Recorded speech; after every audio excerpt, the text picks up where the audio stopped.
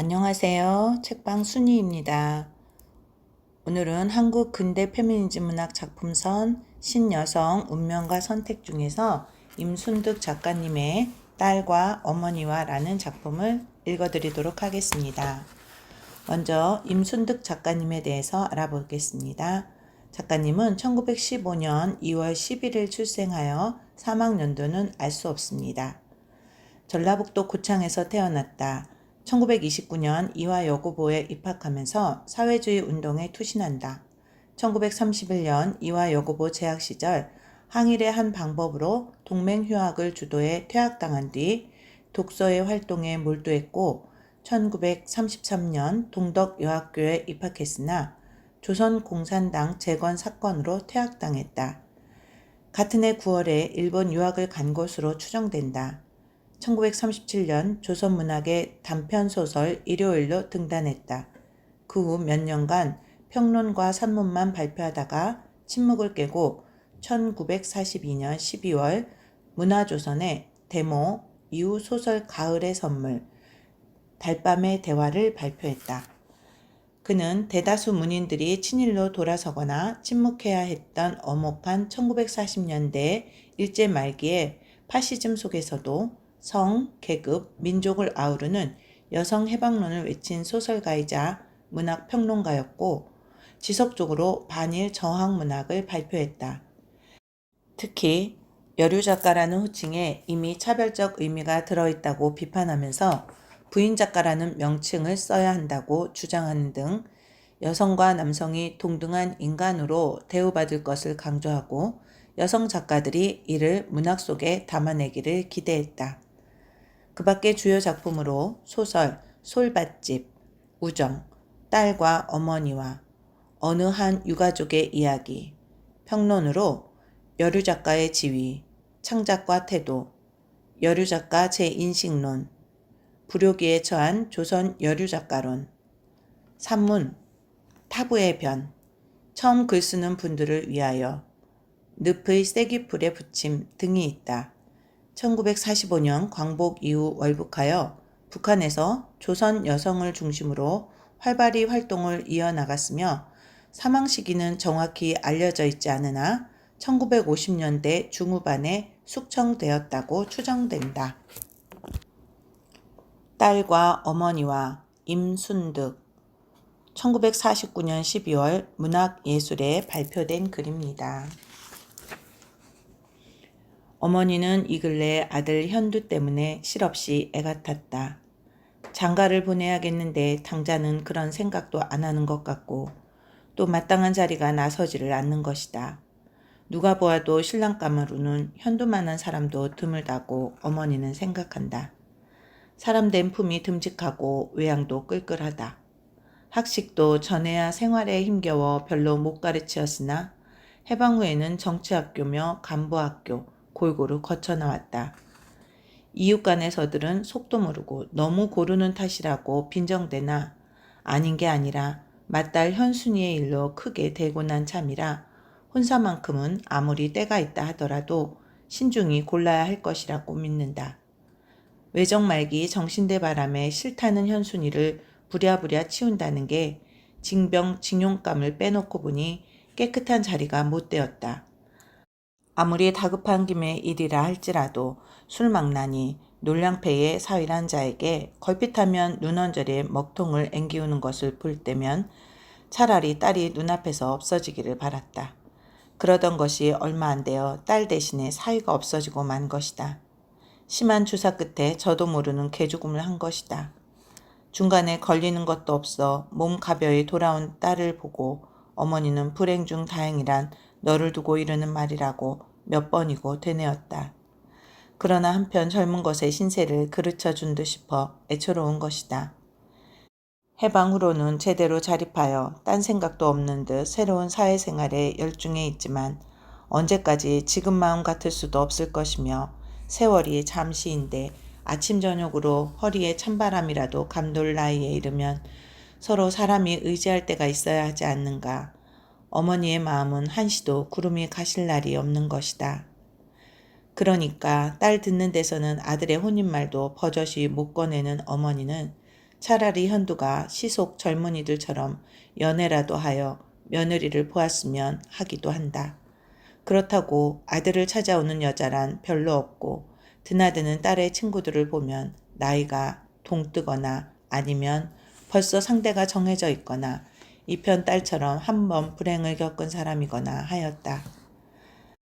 아들이 여러 날 지방 출장이나 갔다 돌아올 때면 어머니는 가방에서 내놓는 헌 빨래를 주섬주섬 챙기면서 아이고 수발도 힘이 붙여야 해먹지 이젠 근력도 오늘 다르고 내일 달라지니 하고 중얼거리건만 젊은 것들은 자기들끼리 주고받는 이야기가 많아서 들은 성도 아니한다.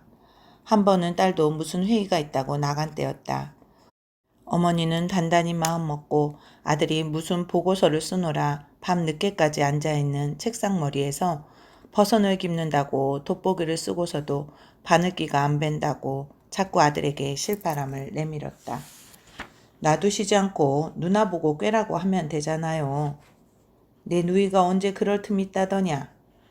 이제 어머니도 그런 거 신을라 마시고 양말을 신으세요. 저 배급 나온 거 있지 않아요? 듣기도 싫다. 그래 기껏해야 늙은 놈이 생각한단 소리가 그따위냐? 갑자기 왜 이러십니까? 허참 어머님도.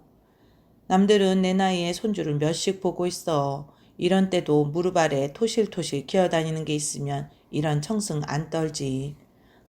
하하, 그럼 어머니 우선 강아지 새끼나 한 마리 기르십시다. 겉으로 웃긴 하였으나 실상 현두는 가슴이 뜨끔하였다. 늙으신 삭신의 집안일을 도맡아 하시는 것도 송구스러운 일이거니와 온종일 비다시피 한 집에 혼자 계시게 하는 것을 생각하면 항상 민망함을 참지 못하였던 것이다. 현순이도 미쳤지. 동생 하나 있는 거 짝지어줄 생각은 않고 밤낮 무에 그리 신바람이 나서 싸대는지. 앵돌아진 어머니는 평소 안 하시던 일로 그 자리에 없는 딸까지 나무라 마셨다. 누나야 뭐 어쨌겠습니까. 미처 어머니한테 여쭙지 못했지만 이야기 중인 사람이 있어요. 현두는 마침 잘 되었다고 말 허두를 꺼내었다. 실상인즉 언제 알려도 알려야 할 일이었으나 어머니의 성질을 잘 아는 터라 사실대로 직고를 하기에는 좀 자신이 없었던 것이다. 약간 놀란 어머니 얼굴에는 갑자기 생기가 돌았으나 아직 마음을 옹송그린 참이라 면괴함을 감추려는 듯 그래서 할 뿐이었다. 아직 공부 중이기도 해서 한 1년 기다려야겠어요. 그럼 진즉 말을 할 게지. 그제서야 웃음까지 짓는 것이었으나 한편 아들이 야속기도 하였다. 내 누이도 알겠구나. 사람만 알지 그것까지는 모를 겁니다. 아니 누군데? 차차 이야기하지요. 1년쯤이야 못 기다리겠느냐마는 그 전에 날 한번 배주어야 하지 않니? 그러나 아들은 웃기만 하였다. 허기사 내가 고른 사람이라면 나도 마음 놓겠다만 이젠 내 누이가 걱정이다. 그렇기나 말입니다. 그 다음부터 어머니는 곧잘 새 며느리 될 처녀를 상상해보는 즐거움이 이만저만이 아니었다. 더러 현순이 없는 틈을 타서 내 누이 없는 데서 한번 만나게 해라 하곤 한다. 현두가 혼인을 1년 후에 미루는 것도 누이에게 안 되어서만 그러는 줄 짐작되는 어머니는 될 수 있는 대로 아들의 혼사에 대해서는 딸 앞에서는 닿지 않으려고 하였다. 그래서 현두에게 의중이 사람이 있다는 말도 하지 않고 어머니는 무슨 비밀처럼 딸 몰래 새 며느리 맞이할 준비를 하였다. 마음먹고 혼숫감을 골라서 떠드리기도 하고 길을 가다가도 언제 섰는지도 모르게 은빵 진열장을 들여다보며 주먹구구를 대보는 것이었다. 그러나 항상 어머니 마음에 걸리는 것은 딸의 일이었다. 일단 아들을 마음 놓고 나니 더욱 딸 일이 답답한 것이다. 적당한 후처자리라도 진작 자리 잡아주었으면 하고 바라는 것이었다. 그러는가 하면 이왕이면 초혼자리를 만나 묵은 시름 씻은 듯이 잊고 살도록 되었으면 하고 어머니는 안 그려보는 꿈이 없었다. 뭐 내 딸이 어디가 어쨌단 말인가. 다 세상 따라 남의 총중에 나가서 안 빠지고 일도 하겠다. 이렇게 어머니는 당신 딸에게 하나여서 자신만만하고 더욱이 지극히 소박한 진보적인 사상을 가져 일체의 인습도 뛰어넘게 되는 것이었다. 얘야, 더러 혁명운동한 사람 중에는 늦게 초혼짜리도 있다더구나. 혹 마음 쏠리는 데라도 없니? 어머니는 은근히 딸의 의향을 떠보며 재혼을 권하는 것이었다. 저야 뭐가 급해요. 어서 며느리나 보시도록 하세요. 그래도 내 꼴이 그래서야 어디. 부부끼리 오붓하지 못하실까 봐서. 그렇다면 전 합숙에 들어갈게요. 딸은 농담 삼아 한 말인데 어머니는 펄쩍 뛰었다. 저 말하는 것 좀 봐. 생사람 잡겠네. 10손가락 찍어 안 아픈 손가락이 어디 있다고. 너도 얼른 짝을 만나 어미 구실을 해봐야 아느니라. 그러게 누가 어머니 마음 모르는 줄 아세요. 제 일은 제가 알아서 할 테니 걱정 마세요. 흐린 여름날이 진종일 찌는 듯하다가 저녁 때가 되면서 더위가 좀 가시는 듯하였다. 어머니는 아침에 벗어놓고 나간 아들의 양복을 빨 생각으로 이리저리 뒤적이는데 위쪽우리 수첩 속에서 사진 한 장이 떨어졌다. 무심코 주워보니 여자 사진이다. 다시 보니 다른 사람 아닌 연경이었다. 아니 이런 일이라니. 어머니는 기절할 듯 방바닥을 쳤으나 여간 기가 막혀 소리도 안 나왔다.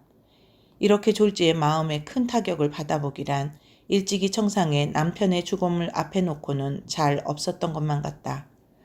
알고 보니 이 사진을 품에 안고 다니며 1년 후에 혼인을 하겠다느니 자세한 이야기는 차차 하겠다느니 능청을 피웠단 말인가? 어머니는 분하고 치가 떨렸다. 요즘 무슨 법률학교인지 다닌다고 공부에 바빠서 통 보이지 않는 연경이니 현두가 말한 의중의 사람이란 바로 이 몰골이 분명한 것이다. 민누나무 고목이 핀다고 또 열길 물속은 짐작해도 이편이 난 자식 속을 이다지도 몰랐던가. 이 억울함을 어느 누구에게 하소연할 수도 없고 천지가 까맣게 쪼그라드는 것 같은 말할 수 없는 공허감을 느꼈다. 금방같이 자식에 대한 사랑도 긍지에 물러나고 사진 속의 계집이 한없이 요망스러워 나빠대기를 박박 긁어 내동댕이 치고 돌아앉아 버렸다. 한철 먹는 젓갈도 펄펄 뛰는 생물째로 절궈둬야 제맛인데 이건 평생 보아야 할 외며느리가 남의 헌 계집이고야 말이 되는가. 필시 숫된 아들이 속은 것만 같다. 에라이 등신 같은 녀석 하고 호통을 치며 이 양복 입고 그 계집과 어울려 어디든 싸돌아다녔을 생각까지 겹쳐오매 혼자서 깔끔히 늙어온 과부의 본능으로 에이 치사해 하고 침이라도 뱉을 듯 발길로 걷어차는 것만으로도 부족하여 바짓가랑이를 와락 잡아째며 내 집엔 못 들여놓지 못 들여놔 하고 안간힘을 썼다. 아니 어머니 웬일이세요? 언제 들어왔는지 현순이가 눈이 휘둥그레져 서 있다.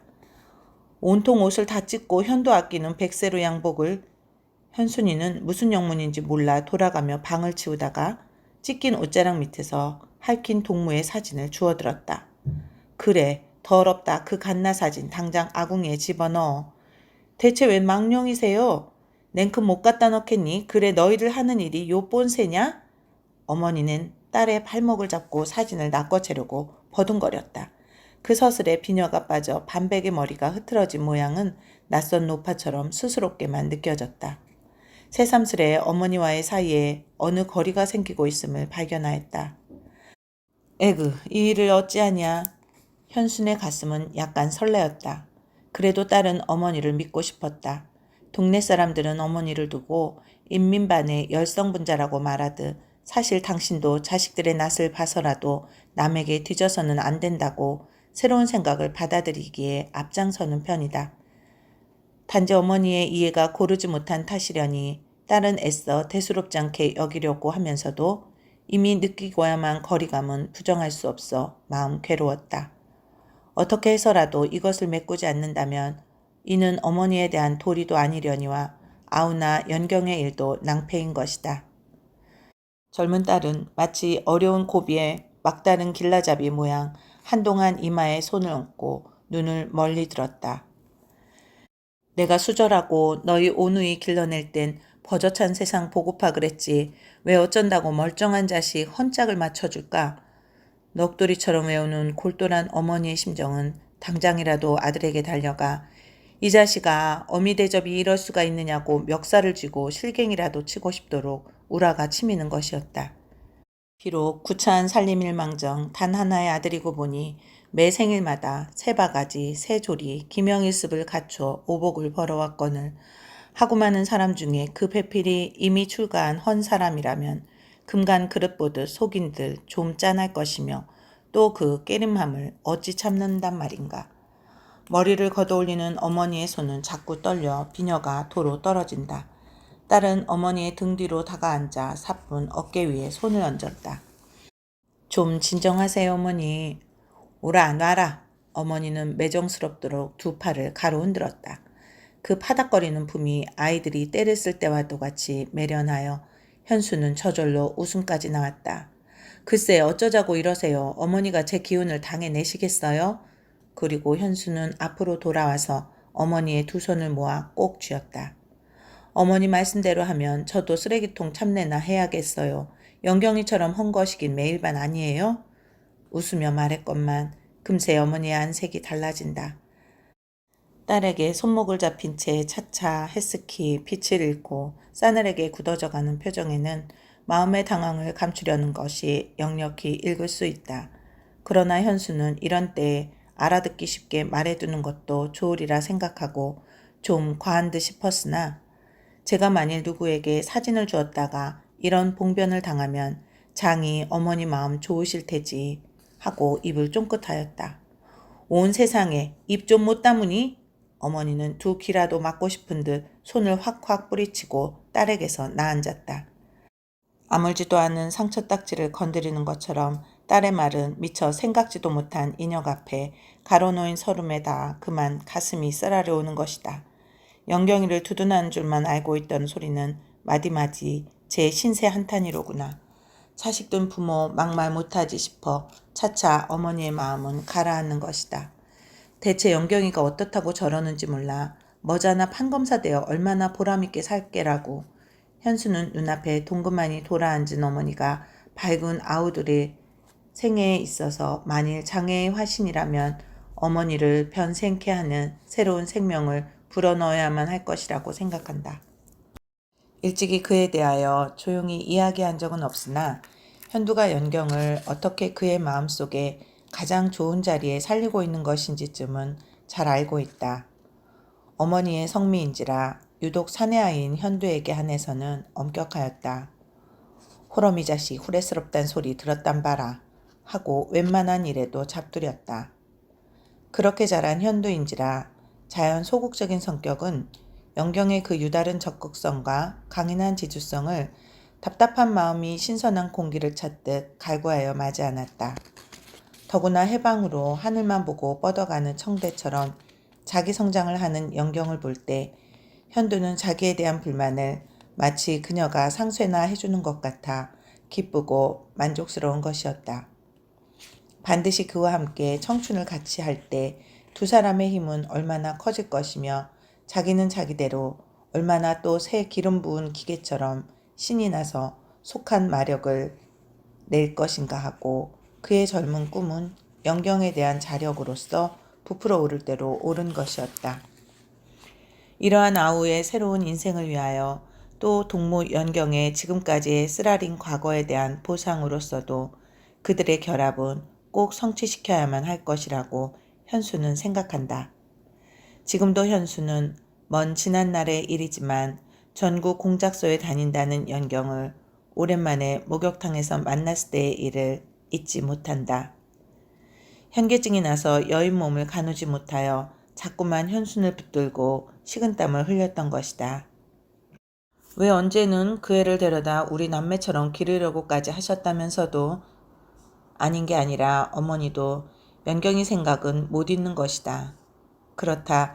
날품파리꾼이었던 그의 아버지가 얻어온 돌림병에 그의 어머니가 대신 죽었을 때 동생을 얻고 어린 것이 애처롭게 울며 지게 관 뒤를 따라갈 때 차마 울타리새로 넘겨다 볼 수 없어 어머니는 남들이 꺼리는 죽음이었건만 외로운 호상을 하였고 조그만 형편이 펴진다면 함께 데려다 기르고 싶었던 것이다.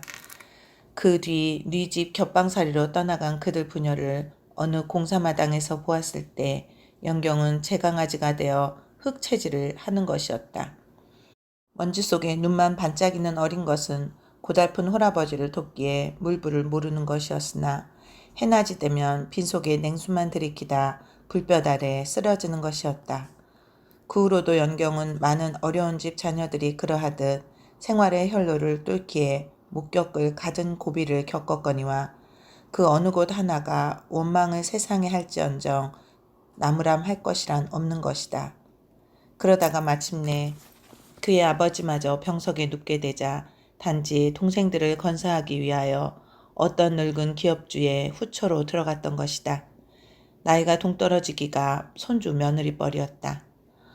아무려나 아슬아슬하게들 살아들 왔지 하고 중얼거리는 어머니는 지금 자기가 무슨 생각을 하게 되었는지 아까 같이 연경의 사진을 가지고 몸부림치던 일이 같은 자기 같지가 않았다. 누가 아니래요. 이렇게 대꾸하는 현수는 또 현순대로 해방 이듬해 정월 평양서 열린 육도 여성대회에서 몇 해 만인가 연경을 만났을 때의 일을 생각하였다. 언니, 가난이 왼수 아니면 내가 왜 이렇게 되었겠수 하고 목이 매던 그 되게 열병을 치르고 난 사람처럼 한 움큼도 못되게 성근 머리털을 목도리로 홈싹 싸맨 그는 쭉직 꺾인 날짐승처럼 처량하기도 하였다. 비록 불합리한 결혼인 줄 번연히 알면서도 그래도 당초에는 육친을 위해서라도 일종의 착각이라는 흥분된 영웅심까지 동반하였던 것이나 일단 들어가 보니 숱한 물력은 연경으로 하여금 길들인 암고양이가 될 것을 강요하는 세계에 지나지 않았다. 그러나 어려서부터 세파에 시달리는 동안 본능처럼 그에게 따르는 것은 지주적인 정신이었다. 뿐만 아니라 한 사람의 여성으로서 무참한 청춘의 울분이 서리었다. 차라리 눈앞에 곤욕을 당할지언정 뒤채워보고 싶은 그는 하찮은 일에도 고이 체념할 수 없었다. 늙고 무지한 게 제 말 안 들으면 두 말 끝엔 완력이구려. 정말 이 이상 머리채를 휘둘렸다간 내가 귀신이 되고 말까봐. 그날 오후에 토론에 들어가 누구보다도 열렬히 연경은 여성의 인권 옹호를 부르짖어 만장 부녀자의 폐부를 찔렀다. 그 이튿날로 연경은 입은 그대로 그 집을 뛰쳐나왔던 것이다. 우리 조선이 일제의 철새를 벗어났는데 난들 왜 해방 못하겠소? 억한 심정에 가까스로 웃음을 짓는 연경의 손을 맞잡고 현수는 얼마나 굳은 우위를 다짐했던가. 이제 그러한 연경을 어느 누가 한 길을 막아놓고 물어본들 비웃을 사람이 있을 것인가. 또 그러한 연경이가 행복하지 않으면 대체 누구에게 그 권리가 있단 말인가. 그리고 그의 행복이 어찌 곧 현순 자신의 것과 구별된단 말인가. 오늘 민주개혁의 밝은 현실 앞에서 연경이 같은 여자가 한 사람의 지엄이로서의 자격을 다투는 마당에서 햅쌀의 뉘처럼 튕김을 받아야 할 아무런 죄가가 있을 리 없다. 오히려 그 죄가는 튕기는 편의 우매함에 돌릴 수밖에 없는 것이다. 현수는 어머니 무릎 앞에 바싹 다가대었다. 그래도 그런 말씀 하시겠어요? 네, 어머니. 현수는 어머니의 대답을 듣기 전에는 물러나지 않겠다는 듯이 두 손을 깍지 끼고서 조용히 기다리고 있었다. 어머니의 여윈 가슴은 발딱거리는 잦은 숨소리뿐 좀처럼 말이 없다. 그럴 바에는 다신 절 보고도 재혼하라고 마세요. 그제야 어머니의 긴 한숨이다. 미친 것. 그럼 외도토리처럼 혼자 늙어 죽을 텐가? 거지반 입안에서 하는 소리다. 눈앞에 딸을 보니 진심인즉 헌 것이고 새 것이고 사람 추세할 것이 못되었다. 다만 하나 마마자국처럼 어머니의 낡은 생각 가운데 그런 기성관념이 의미 없이 남아있었을 따름이다. 난들 떼어놓고 연경을 생각하면 흠잡을 건덕지도 없다 하는 어머니는 해방 후 연경이가 새 세상 좋은 일 한다고 제 일신도 안 돌아보고 어느 남자에 지지 않게 부지런하던 모습이며 더욱이 저녁으로 놀러오면 자기를 붙들고 늦도록 글 배워준다고 차라리 자식들보다 극성으로 재냥을 떨던 일까지 떠오르는 것이었다. 단지 현두가 입대껏 있다 그렇게 되니 말이지. 그것도 저희들 연분이라면 할 수 없다고도 하겠지만 어디 사람의 마음이란 그런가 말이다. 수긋한 어머니의 말은 그저 그렇단 수레일 뿐 이제는 오히려 딸의 무슨 말을 기다리는 것 같았다. 온 연분이랄 게 성격이 맞고 사상이 일치해 서로 이상이 같아 건강하겠다. 연분도 다 시대 따라 간답디다 하고 현수는 호호 웃었다. 사실 연경을 두고 현도 혼자서 애가 달지 그 애야 공부 욕심에 눈코 뜰 새 없답니다. 그 사진도 제게 있는 걸 가져간 거예요. 좀 자세히 알기나 하시고 화를 내시지 않고. 그러니 내 당초부터 현도가 괘씸단 말이다. 나도 연경을 두고 한 번이라도 그런 생각을 해봤어야 말이지. 또 저러시네. 괘씸한가 안 한가 이 다음 반상회 때라도 한번 공개 토론에 붙여보세요. 평소에 어머니답지 않다고 모두들 웃지 않나? 한동안 장죽에 담배를 붙여 물고 있던 어머니는 천천히 입을 열었다. 허기사, 남이 그런 소리 하면 나도 아마 본건이라고 할라. 다 제 앞에 일은 등잔 밑이 어둡다고 한 벌 씌어 안 베니라 하고 피식 웃으며 다시 장죽을 문다. 내뿜는 연기가 옆에서 보기도 시원스러웠다. 어머니 오늘 톡톡히 사상 검토 받으셨지? 이제 연경이 오면 자아 비판하실 일이 큰일이야.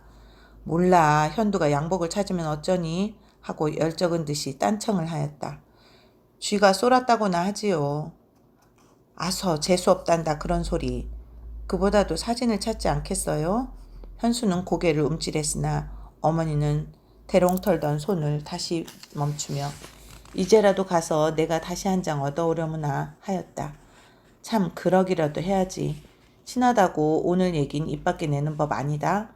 어머니도 딸을 따라 일어나 사방문을 열어 제치며 후련하게 소낙비가 한 줄기 지나갔으면 좋겠다고 낮은 하늘을 내려다보았다. 오늘 날씨가 무더워서 괜히 어머니가 망령을 피우셨지. 딸은 대야에 냉수를 가득 떠다 마루 위에 올려놓았다. 자, 개운하게 세수나 하세요. 그리고 밖으로 나가는 현순을 어머니는 갑자기 불렀다. 웬만하면 같이 데리고 오렴.